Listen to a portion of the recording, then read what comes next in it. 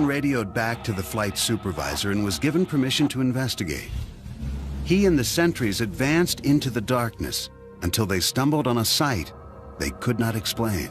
The air, for example, had a feeling of electricity in it. My feelings at the time ran from confusion to disbelief. I could not understand for the life of me what this could be. The craft itself measured approximately 9 feet by 9 feet, triangular in shape. It had no cockpit, as far as I could tell. There was no windows, just this very highly shiny, black, glass-like material. And I think the most fascinating part of it, at least as far as I was concerned as the investigator, was the fact that this had identifiable inscription, symbols on the side of it. Peniston says he approached the craft. It was warm when he touched it. Suddenly, it began to move, lifting up silently right before his eyes and disappearing into the night sky. Peniston claims he drew this sketch of the craft at a debriefing the next morning with the Deputy Base Commander, Lieutenant Colonel Charles Halt. The next night, Halt received word that the strange lights had returned. Well, the base commander and I looked at each other quite in disbelief. And I said, well, we both agreed we needed to put this to bed. Eager to debunk the entire affair, Halt collected a Geiger counter, night vision star scope, and a handheld tape recorder. Then, with a few men from the Disaster Preparedness Unit, he drove to the area where Peniston had seen the UFO. Soon, the portable lights they had brought mysteriously flickered and died. Halt, concerned for the safety of his men, ordered several of them back to the East Gate. With the rest of his unit, he walked into the forest checking radiation levels. He says they seemed unusually high. Suddenly, off in the distance, Halt spotted a glowing object. This is the actual recording Halt made of his UFO encounter that night. Okay, we're looking at the thing, we're probably about 200 to 300 yards away. It looks like an eye winking at you, and the flash is so bright to the star scope that it almost burns your eye. There's no doubt about it. This is weird. There's something very, very strange. And there we stood. Well, we didn't know quite what to think of that. But when we looked to the north, suddenly there were objects in the sky. And we watched this in awe. Suddenly the object came toward us at high speed. It moved directly toward us. I can't estimate the speed, but it moved very rapidly. Stopped and sent down a pencil-like beam at our feet. And just as fast as the beam appeared, it just clicked off, disappeared. I still have questions as to what happened. I really don't know what it was. I do know it was something strange, something that was controlled by some type of intelligence, and that's about all I really know. 2 weeks later, Halt described the incident in a one-page memo sent to the British Ministry of Defense. The British government never responded to the memo, but word of the encounter spread. 3 years later, UFO researchers pressured the Air Force commander to release the document under the Freedom of Information Act. Well, he released it. And the very next day, I got to meet BBC One, BBC Two, ITV, German TV, Japanese TV, every local radio station. They were waiting on my doorstep at home and at the office. It was just unbelievable. News of the Rendlesham incident also generated enormous interest from UFO researchers and skeptics. Here was a case with highly credible witnesses, trained Air Force personnel. Tucson astronomer and retired U.S. Air Force pilot James McGahey is a UFO skeptic who investigated Halt and Peniston's alleged encounter. McGahey insists Halt mistook the beams from a lighthouse 5 miles away for a spacecraft. That object that was winking at him, which is on the tape, is clearly the lighthouse. Now, he's looking at the lighthouse, I think, with a starlight scope. Now, remember, here comes this beam of light. He's looking at this light with 100,000 times intensity. What it's going to do is it's going to burn out the image in the center, so it's going to become black. And that's what easily explains the beams and these other things. When Halt's tape is played against the flashing from the lighthouse, this seems to be the case. Right in this position here, straight ahead, in between the tree. There it is again. Watch, straight ahead off my flash back there. There it is. Hey, I see it too. I can't explain that. I really don't know. I never gave it any thought. I do know that the whole time we were out there, we could see the lighthouse. And the lighthouse was about 35 or 40 degrees off to our right from where this whole thing took place. Did area radar operators confirm the UFO sighting? Halt says maybe. They really didn't confirm they found anything, although later I found out that when they reviewed the tapes, they did find some things on the tape. If he has a radar report, I'd like to see it, because I investigated this and I couldn't find one. Skeptics also suggest the Rendlesham UFO might have been a meteor, bright stars, or a Russian satellite that fell out of the sky that night. To me, this is just a case of where a number of people saw some lights, got a little excited, thought about UFOs, and all of a sudden everything they see is a UFO. The first night, it was a combination of a satellite reentry, a meteor fireball, and a police car driving around in the woods. The second night, it turns out to be a lighthouse, some microwave antennas, and some stars in the sky. We had a controlled landing. Apparently, there was no crater. We also had a craft that was able to take back off with absolutely no sound, which tells me high technology, and maneuver back through the tree line, rise over the trees, hover momentarily, and then take off at incredible speed. It's just totally ridiculous to even consider that it was a Russian satellite or a meteor. Impossible. In 1991, believing serious questions were still unanswered, the British government finally responded to the Rendlesham incident. Nick Pope, its top UFO investigator, reopened the case. I've always felt that Rendlesham Forest is a case which displays a lot of important factors all drawn together. You have a multiple witness event. Those witnesses are trained military observers. The Defence Radiological Protection Service had no explanation as to why the radiation readings taken by Colonel Halt's team were so high. Undoubtedly, something very strange had happened there. Pope requested further investigation. The British government said no and closed the file. Perhaps in part due to this fact, Sergeant Peniston arrived at the site at approximately 1 a.m. and re-emerged from Rendlesham Forest after dawn, but can only account for less than an hour of his time. Skeptics question how Peniston could make such an historic discovery and yet not report back to the base for several hours. What we had thought was apparently only maybe an hour's worth of investigation time turned out to be 4 hours. I got a feeling that might have been the adrenaline. We were pumped up at that point in time. What is it that Peniston says he saw and touched that night? To this day, he is perplexed by the entire incident. Something that can sustain a controlled flight, something that has mass, something that makes no sound, and something that can take off at incredible speeds back up into the atmosphere. Explain it. I can't. Unknown forms in the sky surprise and alarm citizens below, sometimes causing governments to do battle with the unexplained. Belgium, the center of Europe, and the focus of one of the most famous UFO encounters in history. On the evening of November 15, 1989, police officer Francis Michelzik had completed a few hours of routine patrol in Anza Belgian village near the German border, when Michelzik says he looked up and became one of the first witnesses of the Belgian wave. Nous avons observé une masse importante qui était dans le ciel. We saw a large mass in the sky, a triangular mass with 3 lights oriented downward, about 200 meters from our police van. Cet objet ne faisait pas de bruit et était immobile. The object was silent and immobile. This object did not correspond in any way to anything we'd seen before. À ce que nous avions déjà pu voir dans le passé.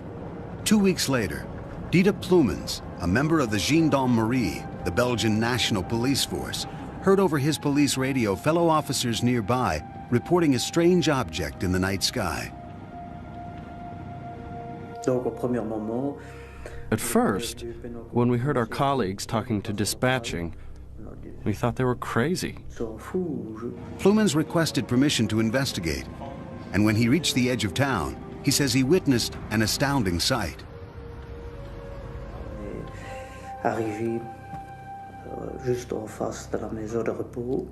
We stopped right in front of the nursing home,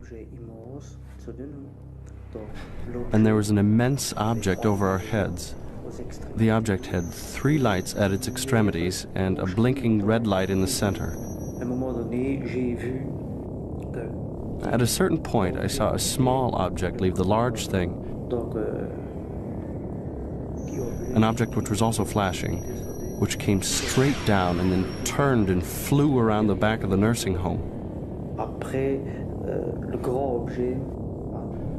After that, the large object transformed itself into a single light, and we followed it toward Germany. Belgian radio and TV soon were filled with reports of similar sightings, prompting hundreds of calls to the office of the top UFO research group in Belgium, known by its acronym SOBEPS. Over the next several months, researchers documented more than 800 so-called close encounters. SOBEPS eventually published 2 thick volumes on the Belgian wave. Specific characteristics of the phenomenon were reported by many people. We have hundreds of reports of people who mentioned something below a distance of 100 meters. Then, on March 30th, 1990, the Belgian wave story took a dramatic twist. Near midnight, several police officers called a NATO radar installation with reports of a UFO. Within an hour, that facility and a second radar station were both tracking an unknown flying object.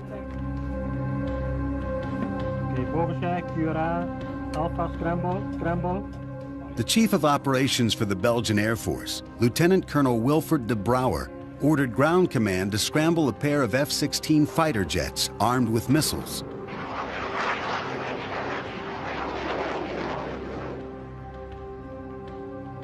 A supersonic high-tech cat-and-mouse game ensued. The jets' radar locked on to their targets 9 times. But with each lock-on, the object drastically changed its position. After an hour, the F-16s lost contact and returned to base. For weeks, the encounter was kept under wraps. But Colonel de Brouwer felt compelled to share what he knew. During an interview with a reporter from one of Europe's most popular magazines, Paris Match, de Brouwer described what happened. The story stopped the presses. Within days, de Brouwer called a news conference and told reporters from around the world what he knew and what he didn't know. This is what the pilots saw on their radar. The UFO appears as a diamond in the center of the screen. What these pilots detected was well outside the normal flying envelope of an airplane. In other words, sometimes they had what we call lock-ons on a target, which gave a parameters varying from speeds between 150 knots till 990 knots. An acceleration which occurred in a few seconds. These speeds would be impossible to tolerate for a human being. Colonel de Brouwer never suggested the mysterious flying craft was from outer space. He only said its speed and rate of acceleration were unexplained. Over the next few months, the sightings became more sporadic, and the Belgian wave came to an end. Did the skies over Belgium become a way station for alien spacecraft? If not, what did thousands of people witness? Physical evidence is the key to proving the existence of UFOs. The Belgian wave, despite hundreds of credible eyewitnesses, has produced only one piece of convincing evidence. This photo, taken by a civilian bystander in the town of Petit-Réchon. The photo was examined by former NASA scientist Richard Haynes, a specialist in vision, optics, and human perception. My analysis of the Petit-Réchon photograph suggests very strongly to me that the object that was photographed does not obey laws of physics as we know them. Second point I would make is it's not a forgery. And finally, I think that there may be some clues in this photograph having to do with propulsion and lift.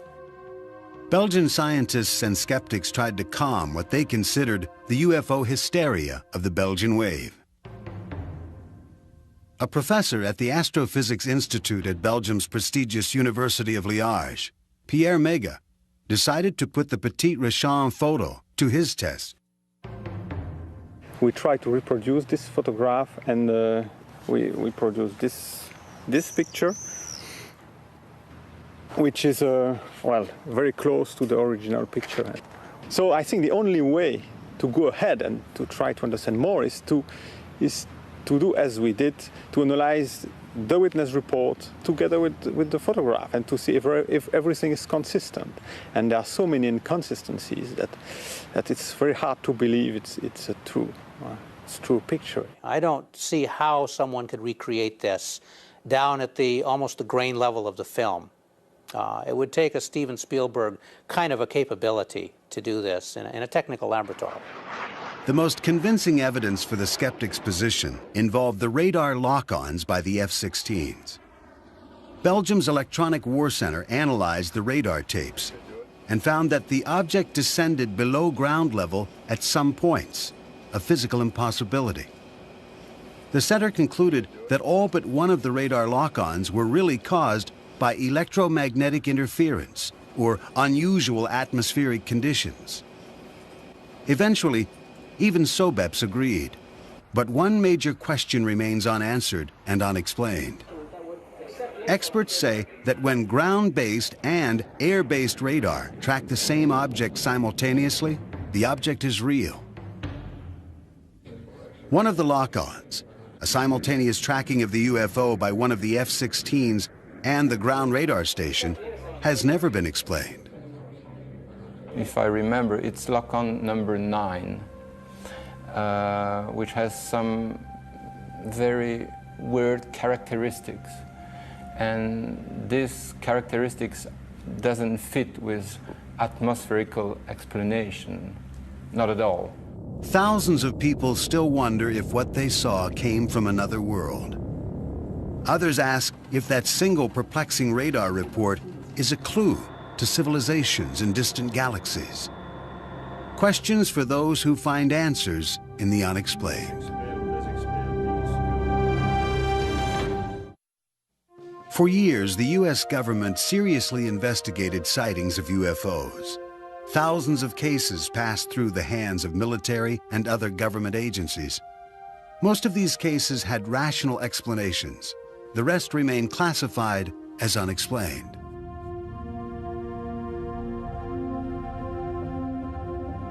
"50-year-old Polish immigrant and amateur geologist Stephen Mahalik looked forward to his weekend getaways alone in the Falcon Lake area, 90 miles east of his home in Winnipeg, Manitoba. This was Mahalik's favorite prospecting site. Around noon on May 20th, 1967, as he examined a quartz formation, Mahalik was distracted by some unruly geese. He looked up and was transfixed. He says he saw two cigar-shaped objects glowing red in the sky. The following is a recording Mahalik later made of what he saw next. The size, was amazing. And here they're coming down. With speed, I just can't describe. Amazing speed. Mahalik says one of them stopped, suddenly accelerated, then disappeared. The other landed about 50 yards away. He watched in awe. I hear shh, and I hear a high-pitched whistle of running equipment, pumps on high speed. When the thing landed, it was of gray-pink color. It's stainless steel, and it was pink hot. And I can feel the breeze on my face that thing is hot outside. There was my notebook, there was my pencil, so I sketched this. Mahalik claims it was round, about 40 feet long and about 10 feet high. His curiosity took hold and he approached the craft. He examined the outside of it, slowly touching the glowing skin with his gloved hand. It was fiery hot, nearly melting the palm of his rubber glove. Mahalik says the craft rotated, turning its grid-like exhaust vent toward him. Suddenly, The blast of hot gas from the vent knocked him to the ground, setting his shirt and undershirt on fire. The craft suddenly lifted off the ground, according to Mahalik, and soared straight up. He threw his burning shirts to the ground, dazed and in severe pain from burns to his chest and stomach. Mahalik says he wandered around for what seemed like hours before he managed to gather up his supplies. He found his way out of the woods, caught a bus, and later that night arrived back in Winnipeg. Still in pain, he rushed from the bus station to nearby Misericordia Hospital, where he was treated for first-degree burns. Mahalik claimed the blast from the craft had etched a grid-like pattern into his abdomen that matched the pattern on the exhaust vent. The next day, Sunday, he was spirited off to the St. Regis Hotel after convincing the managing editor of Winnipeg's highly regarded daily newspaper, the Winnipeg Tribune, that his extraordinary encounter was real. At that time, I said, okay, as any newsman would have done, draw it. I gave him a piece of paper. I think that drawing has become the most famous UFO piece of evidence in the world today.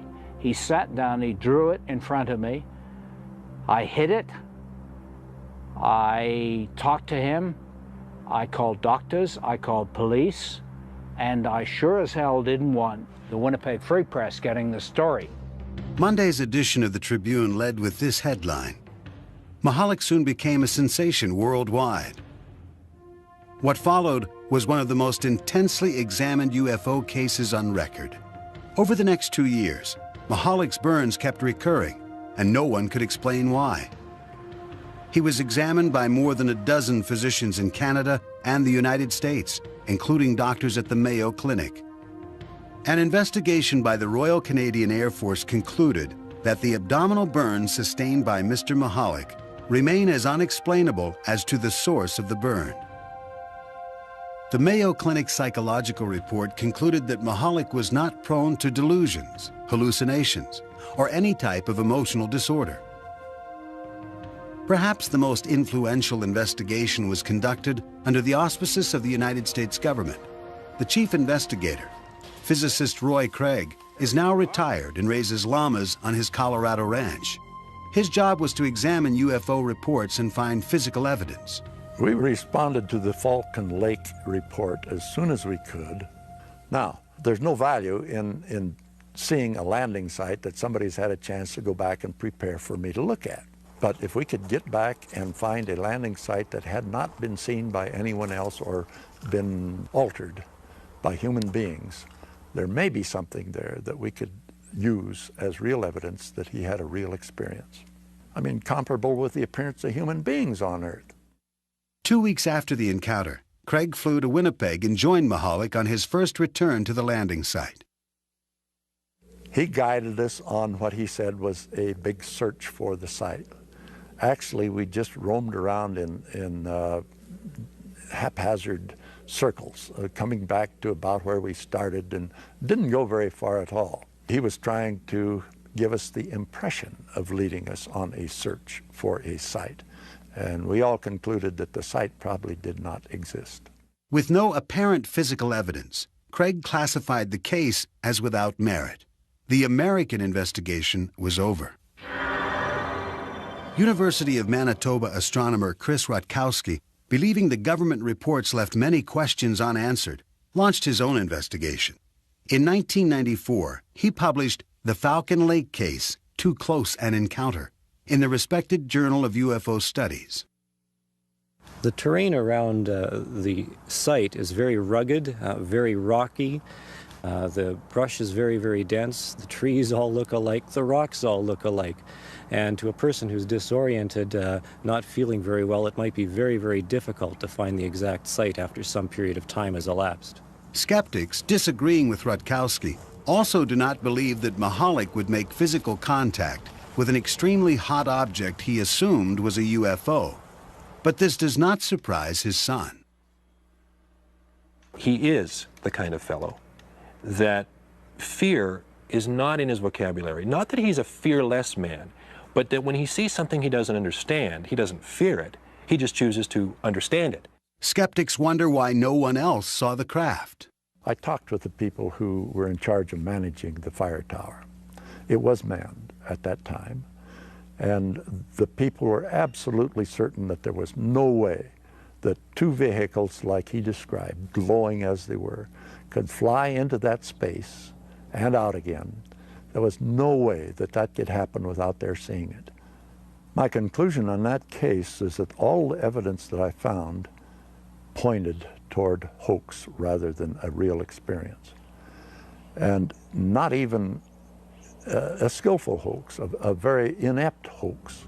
Mahalik became bedridden and incapacitated in the 1980s. Was this hardworking and devoted family man capable of crafting such a hoax? For my dad to fabricate something as large as this would require more than I think he had, more than he has. He's a simple man. He grew up and lived a very straight, hard life.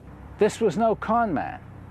This was a man who later went down to Mayo. They couldn't figure it out. I couldn't figure it out. The doctor I had there couldn't figure it out. I am not about to be taken by anybody. This guy didn't take me. This guy was legit. Stephen Mahalik never wavered from his story. He believed he had encountered a UFO. Roy Craig and the U.S. government disagreed, but they never classified the case as solved. The official report lists Mahalik's sighting as unexplained. In the past, the U.S. government routinely took a keen interest in reports of UFOs. Now, it denies any investigative role, leaving only questions for witnesses of close encounters with the unexplained. On the night of March 8, 1994, something strange was sighted in the skies over Holland, Michigan, on the southeastern shore of Lake Michigan. Witnesses were startled and called police. There were at least 4 lights, and they were all flashing like okay, they were the sequence. It was a kind of like a V. There was like probably 4 or 5 lights, and they were all flashing right in a row from the top all the way down to the bottom. The lights hovered over the outskirts of town near the home of Holly and Daryl Graves.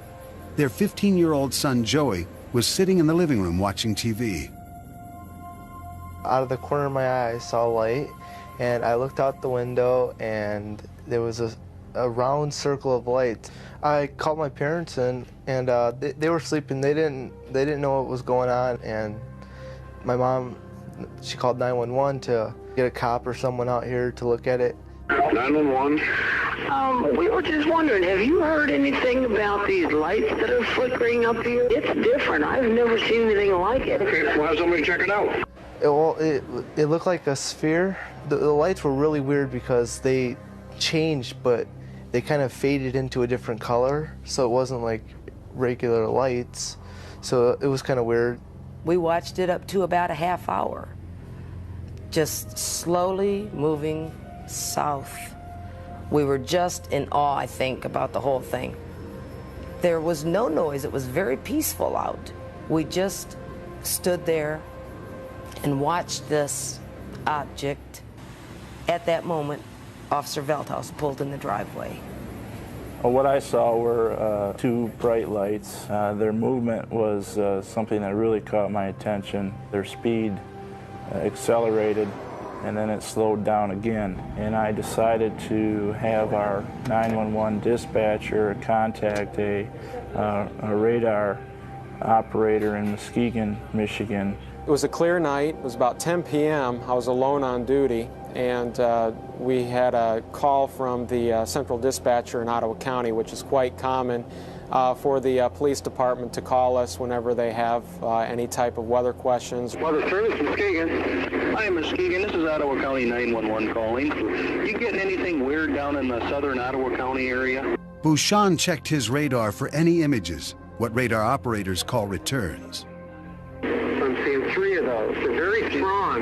These are huge returns. I've never seen anything like this. Not even when I'm doing storms. This is really weird. These are bigger than planes. They're about over center of Lake Michigan, 3 of them in a triangle. What was extraordinary about this case was that radar apparently detected the object at the same time witnesses saw it. It is a level of confirmation rarely achieved in reported UFO sightings. Airplanes look like they're moving. These were just sitting still. And then a few minutes later, they would disappear from one spot and show up somewhere else. I really didn't know what it was. Strange lights in the night sky, moving at otherworldly speed. The image confirmed on a radar screen. Was this finally convincing evidence of a technology far beyond our own? Had alien spacecraft paid a visit to Holland, Michigan? There was no explanation for these sightings. A reporter for the Muskegon Chronicle, Michael Walsh, decided to investigate for himself. He too found the story remarkable. We've had past articles where people have reported some strange phenomena, especially at this time of year. But not once did we ever have any dual confirmations, visual plus the radar. Others began looking into the incident, fascinated by the radar confirmation. A professor of natural sciences and, at the same time, the editor of the Journal of UFO Studies, UFO researcher Michael Swords met with radar operator Jack Bouchon. We went into the radar room. This young fellow really knew how to use the equipment. He would show us the difference between a hard count of something like an airliner and a soft response of something like a storm cloud. And it was obvious this was an extremely competent operator. Skeptics point out that Bouchon was still a Weather Service intern at the time of the sighting. California engineer and skeptic Robert Schaefer thinks he can explain what the images really were. The National Weather Service says that they tracked the number of objects over Lake Michigan, but of course not everything that turns up on radar is a solid object. Radar is subjected to mirage conditions of various kinds. Schaefer believes that the sightings over the lake can be explained by a natural phenomenon, which usually happens over Lake Michigan in the spring.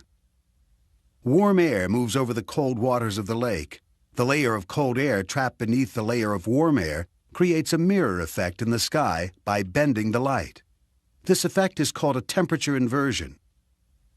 One of the best-known investigators of UFO sightings, Philip J. Klass, is a technical journalist for Aviation Week in Space Technology and an expert on radar systems. Ground radar, especially during temperature inversion conditions, the rays can be, instead of going straight out, they can be bent downwards, so where you get echoes from the ground. We're trained to know the difference between temperature inversions and, for instance, precipitation, because they appear to be the same thing. Klass says that since Bouchon was using old linear radar, not the newer Doppler radar, the images were probably atmospheric tricks. It is a weather radar. It is not designed, especially, to detect metal objects or aircraft. These returns were not only hard returns, but they showed up in this geometric pattern. And that when, say, the lead return would move out into Lake Michigan, the other two would stay behind. Then they would move to reform the triangle. In fact, according to Muskegon Chronicle reporter Michael Walsh, most of the UFO witnesses did report strikingly similar patterns, shapes, and sizes.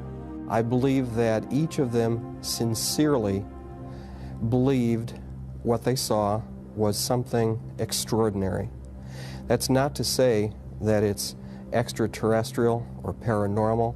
It may very well be a very physical manifestation of something that we don't yet know about. There is no consensus on what the UFOs over Holland, Michigan might have been. Skeptics point to a temperature inversion and its effect on both the lights in the sky and the radar on the ground. Witnesses, including a Weather Service radar operator, say they know they saw something real. But what was it? I have no idea. Personally, I'm not sure what I saw either. Well, it was a UFO. I was like in awe. Do these eyewitness accounts and the radar confirmation merit further investigation? The government answered that question long ago. It says no, leaving this encounter one that may forever remain unexplained. Since the 1940s, believers in the unexplained have charged the U.S. government with conspiracy and cover-up. In the 1990s, those charges concentrated on a super-secret military base.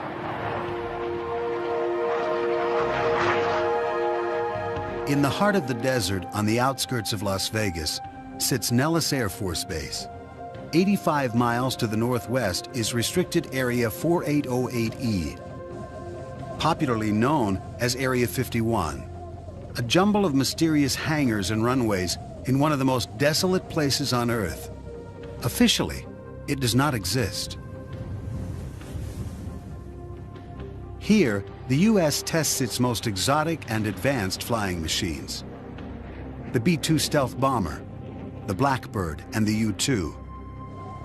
The Area 51 control tower identifies itself to area pilots only as Dreamland.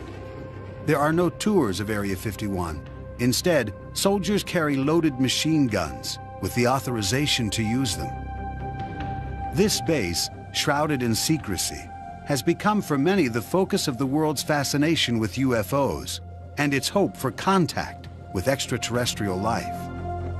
UFO fans from all over the world drive the extraterrestrial highway, a lonely stretch of road that hugs the perimeter of the base to Mailbox Road. From this location, hundreds of UFO sightings have been reported. The vast majority have been explained as lights from the latest earthbound military technology. Some, however, are harder to identify. Author Chuck Clark describes a remarkable craft he says he has seen many times. It can go from a hover to several thousand miles an hour and back to a hover instantly. It can make very sharp right-angle turns and sharper than right-angle turns. I've seen 120-degree turns at high speed. It appears and disappears in mid-air, things that normal aircraft don't do. UFO buffs contend the U.S. is testing an extraterrestrial craft at Area 51. But skeptics and UFO researchers agree that Area 51 is a UFO bust. Almost all the sightings I hear about happen at night. And at night, you can't judge distance. You can't judge easily height in the sky. You can't judge speed. You can't judge actual performance. What I think is that there are no UFOs there. There are no UFOs being developed there. There's no UFO technology there. Today, the government does not investigate UFO sightings, but for years, they were of vital interest. Beginning in 1948, the U.S. Air Force began what became known as Project Blue Book, the government's official UFO investigating arm. But both skeptics and UFO believers say Project Blue Book was half-hearted at best. As time went on, and especially after the year of 1952, Blue Book's mission was changed. It was changed from being a somewhat serious look at unidentified flying objects to be basically a public relations office to try to diffuse emotionalism that was occurring in the American public about this. So, because this was a rather unsatisfying task to the people at Wright-Patterson Air Force Base, they tried rather continuously from the mid-50s onward to get rid of this task. In 1966, the U.S. Air Force commissioned the University of Colorado to conduct a thorough evaluation of the UFO phenomenon. The Condon Commission, named after its chairman, Dr. Edward Condon, began an 18-month investigation that ended in controversy. Condon was an eminent physicist who ridiculed UFOs. He didn't take it seriously. He didn't spend time on the project. So the project went wrong because essentially from the top, not the scientific staff, but from the top, it was designed to help the Air Force get rid of the UFO problem. Well, how could it be designed to do that unless it said UFOs weren't important, weren't serious, and weren't a scientific problem? Retired physicist and former investigator for the Condon Commission, Roy Craig, strongly supports the Commission's work. We'd have some excellent reports come in with all sorts of proof that there was a strange vehicle there. And each bit of evidence that we checked out turned out to not be what it really sounded like to start with. And the evidence just plain got less and less. The more we learned about the case, the less mysterious it became. The commission considered whether UFOs were a threat to America's airspace, demanding military investigation. There was no threats to our security, therefore they really didn't have to interject themselves in the investigation. They could leave this over to civilian agencies. We don't have any national security defense against this anyway. And if these characters wanted to do something really overtly and catastrophically nefarious to us, this would probably gone on a long time ago. The Condon Commission concluded that the government should stop investigating UFOs. As a result, in 1969, after 21 years and 15,000 UFO reports, including thousands classified as unexplained, the Air Force closed down Project Blue Book. But interest in UFOs remains high, despite the official position taken by the government. Was the government justified in terminating its UFO investigations? Most scientists and researchers, including astronomer Larry Chupik of Chicago's Adler Planetarium, say yes. We don't find that the stories of aliens in some government hangar are true. We don't find pieces of spacecraft. I think when people look at the sky and they don't know what they're seeing, they tend to think of unusual things. And they've heard reports. So reports can stimulate them to make their mind see something they're not really seeing. I don't reject the idea that there are flying saucers on Earth from elsewhere on the basis that has always been given that our universe is so vast that they couldn't get here, and therefore they aren't here. We could not, because of our ignorance of our universe, say that other beings could not be here. I think it's arrogance to make that kind of statement on the basis of our current scientific knowledge. But that doesn't mean that I think they are here. I don't believe we've been visited by extraterrestrials. I haven't seen the evidence for it yet. So we say the question is very much open and should be studied carefully. For 30 years, I've been looking. I have yet to find a single piece of scientifically credible evidence to indicate that we have alien visitors. All we have are unexplained cases. Have we been visited by extraterrestrials? Could the elusive evidence be found in a small number of mysterious reports that defy explanation? Almost all of them turn out to be things we as scientists can identify, even though most people couldn't. Now, those last few are always questionable because neither we nor the observers know what they are. These are the unexplained. People will always stare at the sky and wonder about its mysterious images. They then will turn to their leaders for answers. The leaders turn to science. In the end, people have a choice. Accept the answers of science or embrace what lies in the vast reaches of the unexplained.